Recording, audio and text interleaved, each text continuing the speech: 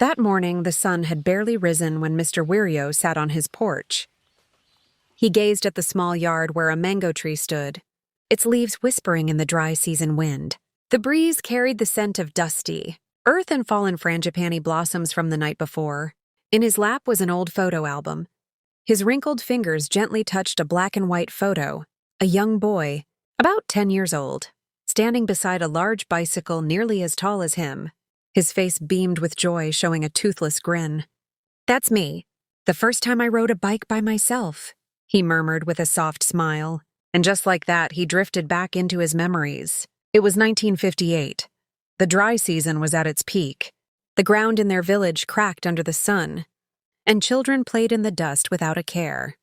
Little Wiryo, known back then as Yoyok by his mother, woke up early not because he wanted to go to school, but because he hoped to borrow Uncle Karmin's old bicycle. Uncle Karmin had the only well-kept bicycle in the village. It was a beautiful black bicycle, with a leather saddle that had become smooth with age.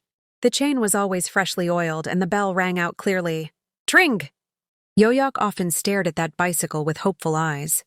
And one morning, while Uncle Karmin was sweeping the yard, Yoyok gathered his courage. "Uncle, may I try riding your bicycle for a bit?" "Can you ride a bike?" "Not yet, but I want to learn." The old man paused, then said, "If you help me sweep the yard and fill the water tank every morning for a week, I'll let you borrow it." Yoyok's eyes sparkled. A week felt like forever, but he did every chore without complaint.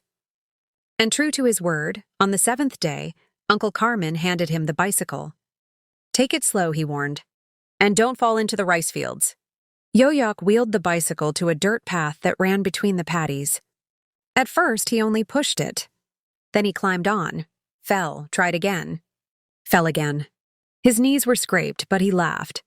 In the distance, his friends cheered him on. After almost an hour, he finally managed to ride a few meters without falling.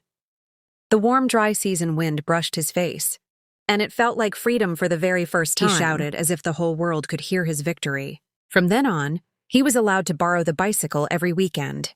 He began taking his little sister to the market, helping his mother go to prayer gatherings, and sometimes just cycling aimlessly around the village. To young Yoyok, that bicycle wasn't just a means of transport.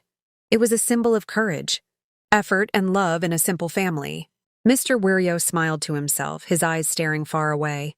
He remembered how the bicycle eventually wore out, but the memories stayed strong. He could still feel the warmth of sun-soaked metal and hear the creak of the old chain.